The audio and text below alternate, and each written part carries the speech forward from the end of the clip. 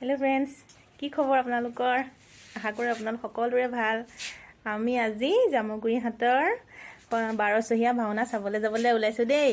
আমিও চাম আৰু আপোনালোককো দেখাম, গতিকে আগলৈ ভিডিঅ'টো চাই থাকিব।